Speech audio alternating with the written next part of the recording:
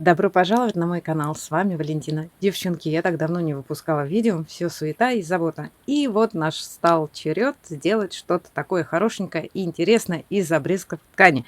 Для основы это у меня тряпка для пола, ватин.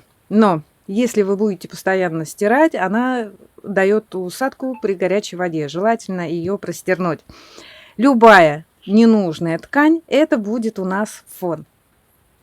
И собрала я всю мелочь, всю ненужную ткань. Вот посмотрите, обрезки, шторы отрезала, всякие какие-то образцы непонятные. Остатки, вот была у меня декоративная подушка, я шила.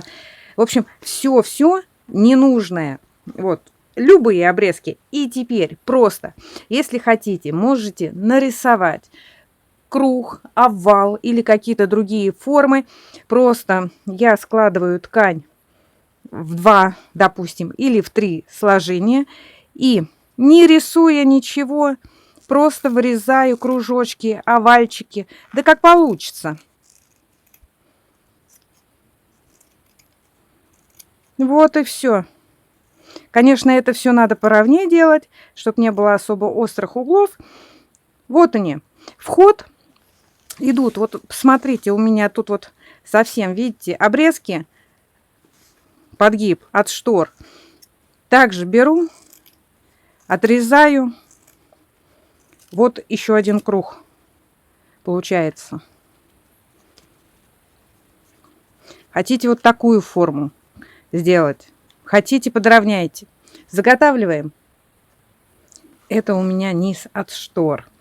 Чтобы не делать лишнюю работу, складываю в 3-4 сложения и также просто беру и отрезаю. Здесь подгиб 5 сантиметров. И как раз 5 сантиметров получится овальчик или кружок. И вот смотрите, что получается. Вот край подровняли и все. Вот такая форма странная, чудная получается. Сейчас раздвину. Если у вас ткань очень сильно крошится, то можете этот участок посадить на флизелин, проклеить. И флизелин не даст ткани крошиться. Это относится к легким тканям и к портьерной. Размер моего полотна 74 на 45. Вот нарезала я разные формы, разный размер. Ничего не выгадывала, не выкраивала. Как резала, так и резала. Очень люблю резать ткань. И теперь, смотрите, у нас есть несколько вариантов. Мы должны разместить их как камешки на полотне. Опять же, вы сами решаете, как, в каком порядке и как они будут у вас лежать.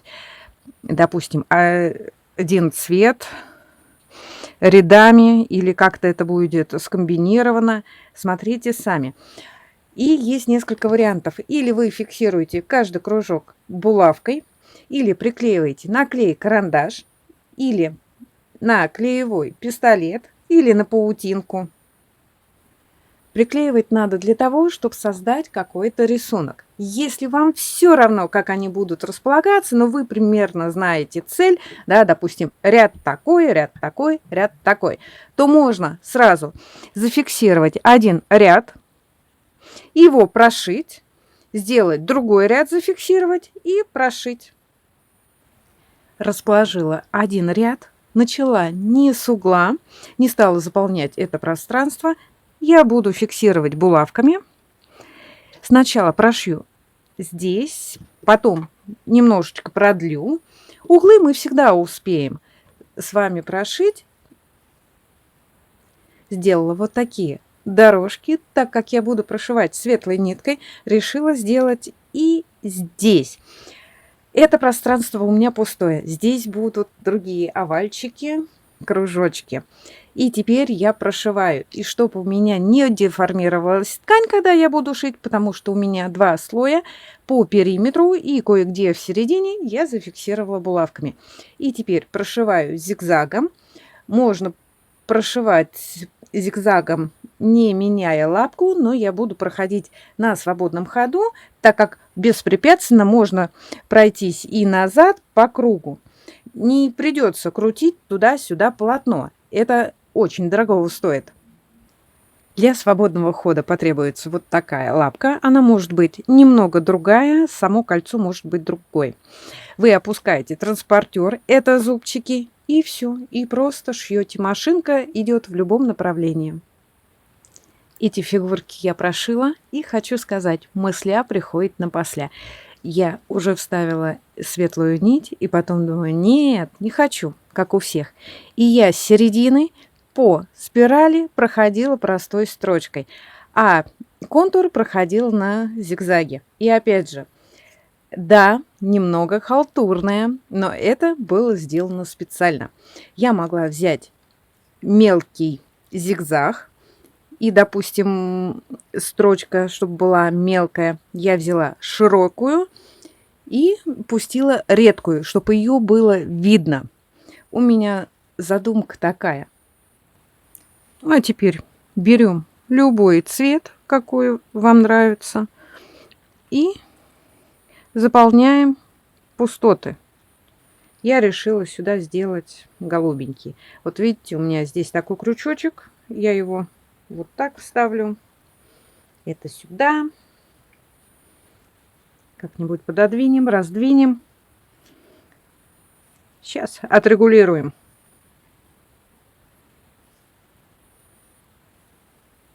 Также фиксирую булавками и прошиваю. Так, вот эту фон, что мы с вами закалывали, чтобы у нас не деформировалось, убираем булавки, не забываем, чтобы они у нас не остались внутри.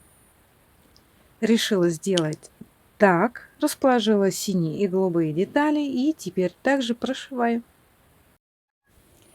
Девчонки, работа моя полностью готова. Вот такая она интересная, немного яркая получилась. Прошла зигзагом все детали и решила задекорировать пряжей.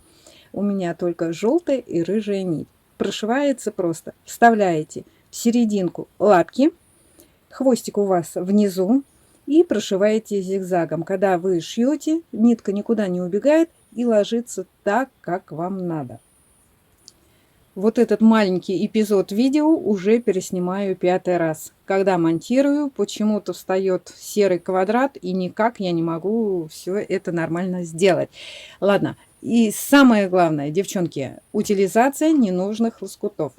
Смотрится интересно, красиво, на мой взгляд, подойдет как на сидушку, как коврик, как лежанка для животных. Размер получился 75 на 45.